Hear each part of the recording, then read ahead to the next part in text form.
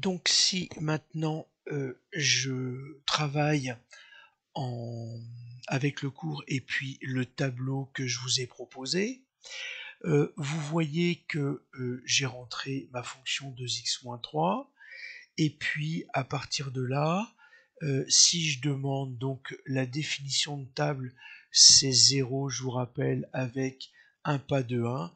Et puis si je veux aller à la table, eh bien de 0, je vais lire moins 3. De 0, je vais lire moins 3. Donc ici, j'ai l'ordonnée à l'origine. Ici, à 2 pour la valeur 2, donc théoriquement, si ici, je pars de la valeur 1, donc en bleu, et si je recherche l'antécédent, je devrais arriver à une valeur ici de 2 pour une valeur de 1, donc 1 a pour antécédent 2, c'est-à-dire que je vais bien lire la valeur 1 colonne de droite vers la valeur 2, donc à chaque fois que je pars de cette droite verticale, la droite des images, en fait, je vais aller rechercher les antécédents. Donc, par exemple, à la valeur, alors c'est pas à l'échelle, hein, mais si j'ai la valeur 7, ici, en tapant dans la droite et à la verticale, je devrais arriver à la valeur 5. Et je vais dire que 7 a pour antécédent 5. De la même manière, si je veux raisonner sur les valeurs à gauche, si je prends la valeur 1, eh bien en fait, je vais aller à moins 1. Alors c'est peut-être pas forcément la meilleure des choses, donc si je prends, compte tenu de l'échelle, si je prends la valeur de moins 2, en fait si j'ai moins 1, moins 2 qui est à peu près là, donc là je suis en rouge, hein, je pars bien de la colonne des X, il va falloir que je descende jusqu'à obtenir une valeur à l'horizontale de moins 7, puisque en partant de moins 2, j'arrive à moins 7. Donc voilà comment on va fonctionner au niveau du graphe et ce que vous allez retrouver au niveau du tableau de valeurs. Alors, attention, une chose à laquelle vous ne faites absolument pas attention, c'est que les valeurs, elles sont demandées dans le tableau à 10-3 près, c'est-à-dire au millième, c'est-à-dire à 3 chiffres derrière la virgule. Donc si vous n'êtes pas à l'aise, surtout vous partez dans le mode, vous allez demander dans le flottant, vous quittez le flottant, hein, c'est le mode automatique de la mise à virgule, pour demander exclusivement 3 chiffres derrière la virgule, et quand je repars dans la table, maintenant, toutes mes valeurs vont avoir 3 chiffres derrière la virgule. Alors, moins 3, je dois sous-entendre que c'est moins 3,000, donc j'ai une valeur de moins 9,000.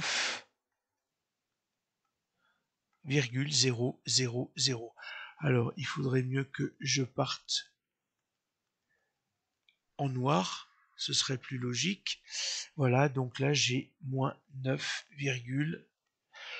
moins 1, c'est, il a pour image moins 5.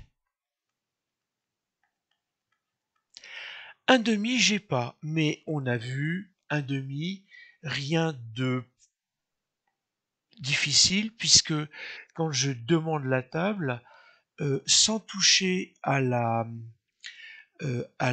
table, uniquement au pas, si je demande 0,5, à partir de là, en demandant la table, eh bien, je vais passer de moins 4,5 à moins 4, moins 3,5, etc. Donc à 1 demi, à 0,5, il faut que je descende. Voilà, 0,5, j'ai une image de moins 2.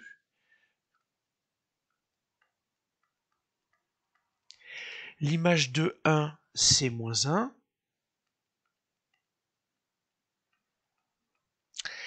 L'image de racine de 2, je ne l'ai pas là-dedans.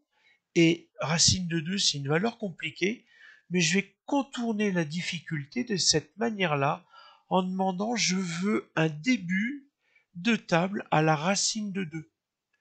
Et je vais me contenter de la première valeur. Si je demande la table, vous voyez que j'ai racine de 2, on me dit c'est moins 0,172. Moins 0,172. Alors ensuite, j'ai 22 septièmes, écrit comme ça. Vous avez vu que quand j'ai écrit ma définition de table à... je la reprends à... Alors attendez, à 0. Et la tabulation, je la prends à 1,5. Si j'ai ma table, vous voyez que toutes les valeurs vont de demi en demi. Là, il se trouve que j'ai une fraction, mais je peux très bien avoir les fractions ici aussi, puisque quand je vais demander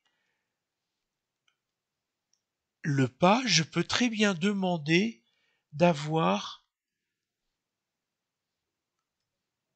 un demi. Et ici maintenant, quand je demande la table, regardez, je vais avoir des fractions. Donc rien ne m'empêche de demander là, au niveau de la définition de la table, un début à 22 septièmes.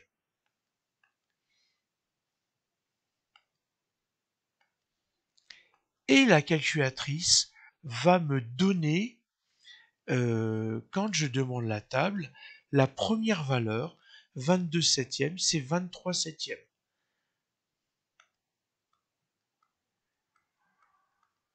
Soit, si je veux maintenant des valeurs à virgule, je vais demander dans la définition de la table 22 divisé par 7, mais je vais demander un pas de 0,5 en décimale.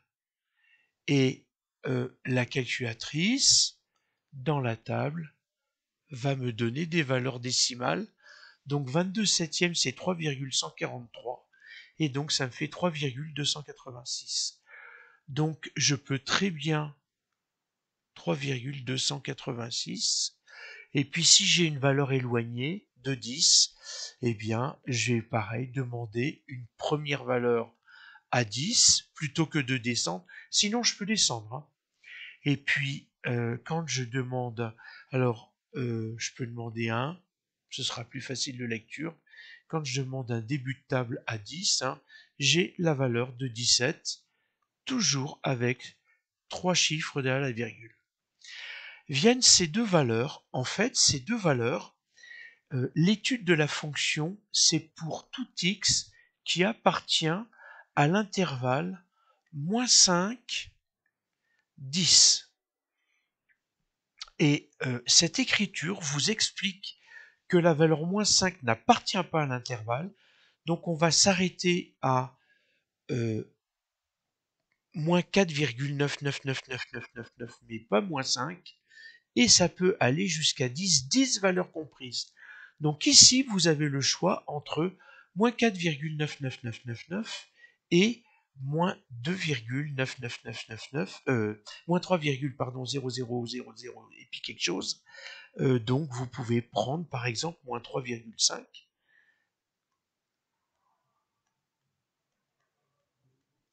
Donc demandez un début de table